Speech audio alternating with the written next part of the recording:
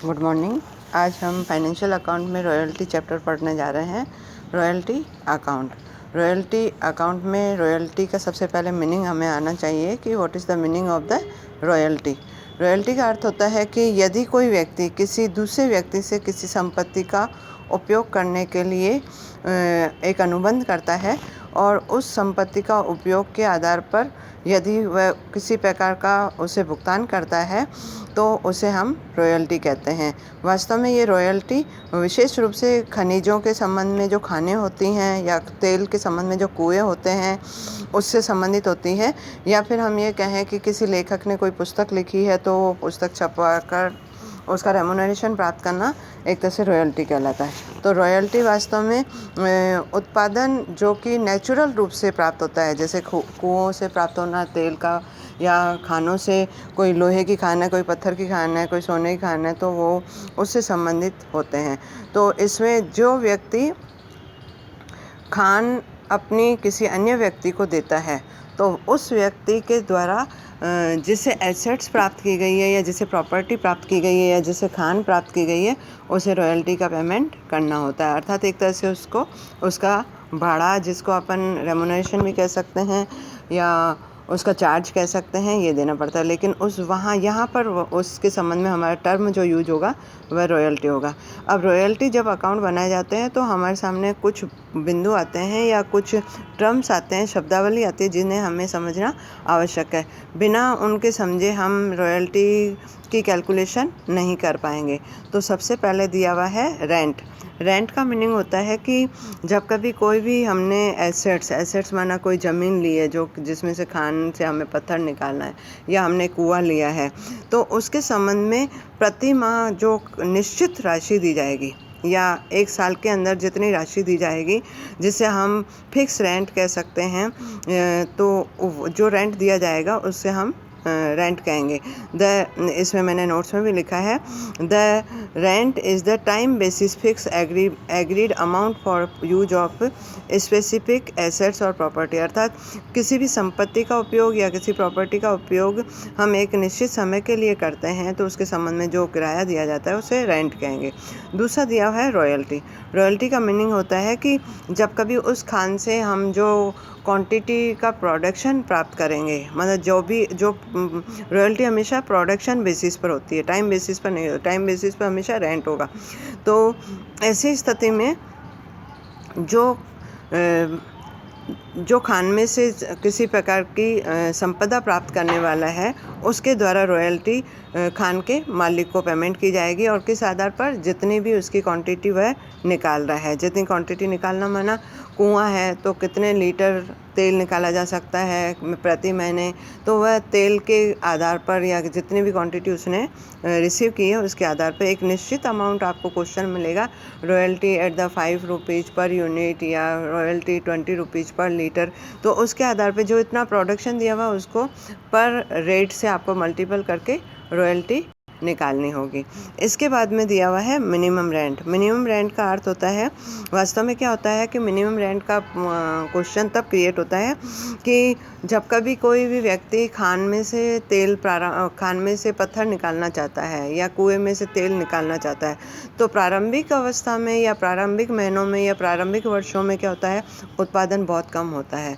जब उत्पादन कम होता है तो नेचुरली जिसने भी संपत्ति दी है उसको किसी प्रकार का रेमुनरेशन प्राप्त नहीं हो पाएगा। तो ऐसी स्थिति में क्या किया जाता है कि एक निश्चित किराया जोड़ दिया जाता है, किराया कह दिया जाता है एग्रीमेंट में कि आपका उत्पादन हो चाहे नहीं हो, आपको एक महीने या प्रति महीने आपको इतना किराया देना है। तो जो प्रति महीने किराया दिया जाता है उसे हम रेंट कहते हैं। अब आपके सामने मिनिमम रेंट की बात आती है, तो मिनिमम रेंट के संबंध में ये कहा गया है कि अगर उत्पादन नहीं होता है तो ऐसी स्थिति में आपको कम से कम किराया पेमेंट करना पड़ेगा जो समय के आधार पर दिया हुआ है, और यदि उत्पादन प्रारंभ हो जाता है तो ऐसी स्थिति में आपको रॉयल्टी का पेमेंट करना पड़ेगा। तो इसमें हमेशा दो बातें याद रखना, रेंट अलग चीज़ है और मिनिमम रेंट अलग चीज़ है। रेंट का अर्थ होता है समय के आधार पर, चाहे आपका उत्पादन हो चाहे नहीं हो, आपको एक निश्चित राशि तो देनी है। और रॉयल्टी का अर्थ है जो कि प्रोडक्शन के आधार पर दी जानी है। मिनिमम रेंट का अर्थ है, मैंने 2 बातें लिखी है, अगर आपका मिनिमम रेंट रॉयल्टी से ज़्यादा है तो कम से कम आपको मिनिमम रेंट का पेमेंट करना पड़ेगा। और इसी प्रकार से यदि आपका उत्पादन प्रारंभ हो गया है और रॉयल्टी आपकी ज़्यादा बन रही है, अर्थात उत्पादन इनटू रेट करोगी, तो वह अगर आपकी ज़्यादा बन रही है मिनिमम रेंट से, तो आपको रॉयल्टी का पेमेंट करना पड़ेगा। नेक्स्ट आपके सामने आ रहा है पॉइंट, शॉर्ट वर्किंग और एक्सेस वर्किंग। शॉर्ट वर्किंग और एक्सेस वर्किंग का मीनिंग होता है कि जब कभी हमारी जो रॉयल्टी है, अर्थात हमारा उत्पादन प्रारंभ हो गया और हमारा उत्पादन मिनिमम रेंट से ज़्यादा हो गया, तो जब कभी हमारा उत्पादन की जो रॉयल्टी बननी है वह मिनिमम रेंट से ज़्यादा हो गई, तो ऐसी स्थिति में उसको एक्सेस वर्किंग कहेंगे।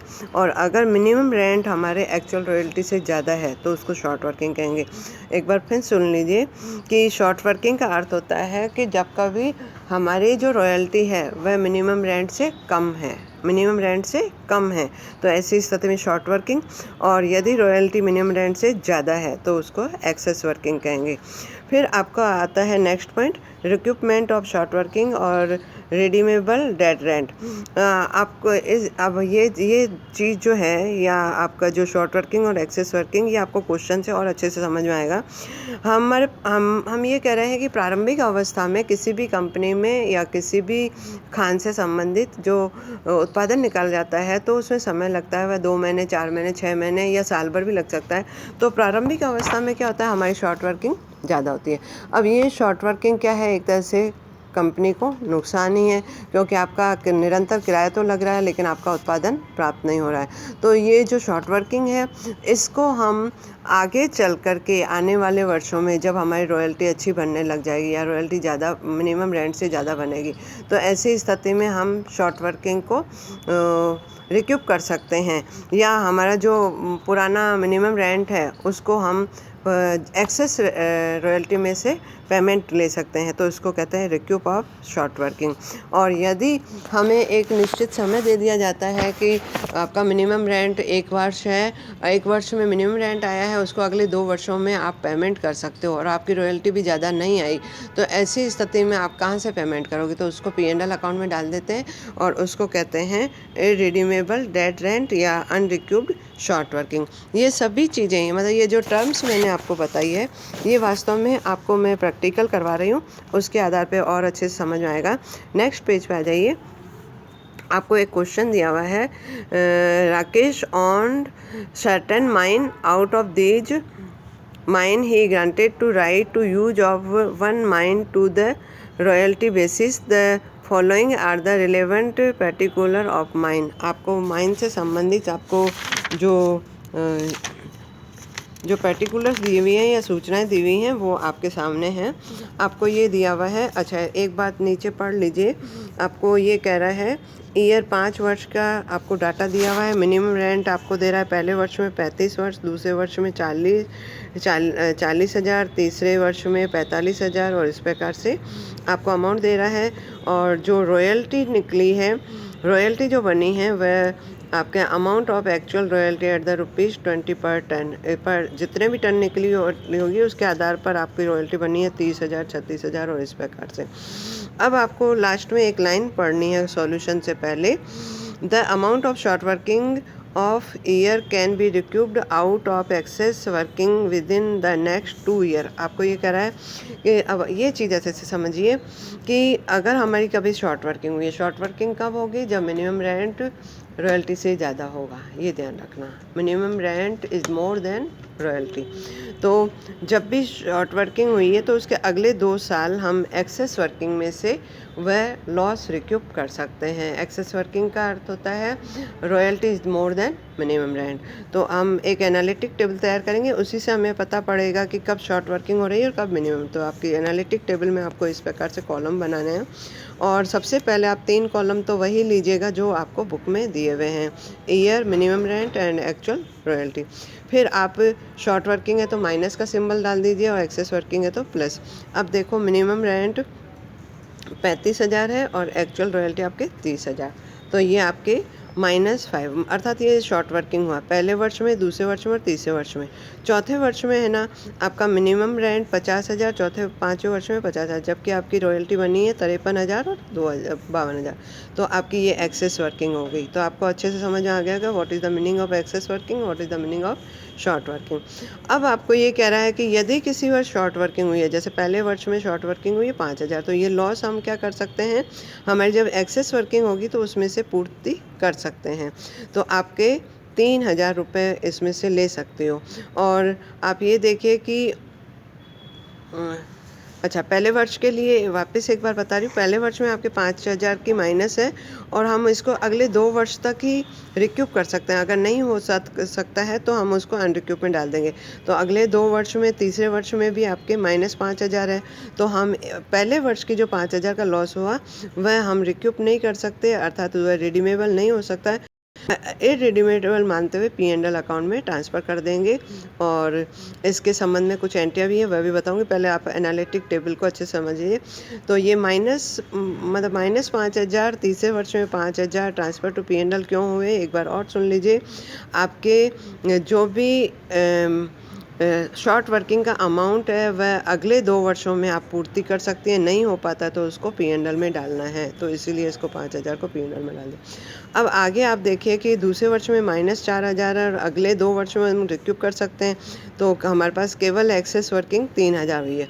तो 3,000 तो रिक्यूप कर देंगे और 4,000 में से 3,000 रिक्यूप हो गया तो 1,000 P&L में डाल देंगे। अगले तीसरे वर्ष में -5,000 है और उसके लिए 2,000 तो हमारे पास एक्सेस वर्किंग है, 3,000 हम P&L में ट्रांसफ़र कर देंगे। तो इस प्रकार से आपको रिक्यूप एंड अनरिक्यूप करना है। रिक्यूप तो आपकी वसूल हो गई और अनरिक्यूप को P&L में ट्रांसफ़र कर दिया जाता है। और अब वास्तव में पेमेंट हमें कितना करना पड़ेगा लैंडलॉर्ड को। अगर हमारी रॉयल्टी से मिनिमम रेंट ज़्यादा है तो मिनिमम रेंट पेमेंट करते जाना है।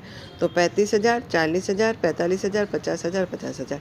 एक बात ध्यान रखना, यदि हमारी एक्सेस वर्किंग हुई है और रॉयल्टी भी हमें चौथे वर्ष और पाँचवें वर्ष पर ज़्यादा दिख रही, तो चौथे वर्ष और पाँचवें वर्ष में ज़्यादा है तो ज़्यादा पेमेंट नहीं करेंगे, क्योंकि इसका 3,000 और 2,000 का उपयोग हमने पुरानी हानि के लिए काम में ले लिया। तो जब कभी काम में ले लेते हैं तो ऐसी स्थिति में मिनिमम रेंट ही पेमेंट करेंगे। तो एक्चुअल पेमेंट हो जाएगा 35, 40, 45 और अब आपका लास्ट कॉलम दे रहा है closing balance of short working account. Short working account का बैलेंस आप देखिए, पहले वर्ष में 5,000 की शॉर्ट वर्किंग हुई तो 5,000, दूसरे वर्ष में 4,000 की हुई है तो 5,000 और 4,000 जुड़कर 9,000, तीसरे वर्ष में 5,000 की शॉर्ट वर्किंग हुई तो यूँ तो 14,000 हो रहे हैं, लेकिन उसमें से 5,000 हमने P&L में डाल दिया तो बाकी बचे 9,000। और फिर अगले वर्ष में हमारी शॉर्ट वर्किंग ना होकर एक्सेस वर्किंग हो रही है, लेकिन उसमें से 4,000 घटा देंगे, 3,000 आपके रिक्यूब्ड हो गए और 1,000 अनरिक्यूब, तो बाकी बची 5,000। और उसके अगले वर्ष में फिर 5,000 में से 2,000 का पेमेंट कर सकते हैं और 3,000 P&L में ट्रांसफ़र करते हैं। तो लास्ट वाले ईयर में आपका closing balance of short working nil हो जाएगा। इस प्रकार से हमें टेबल बनानी है। Thank you.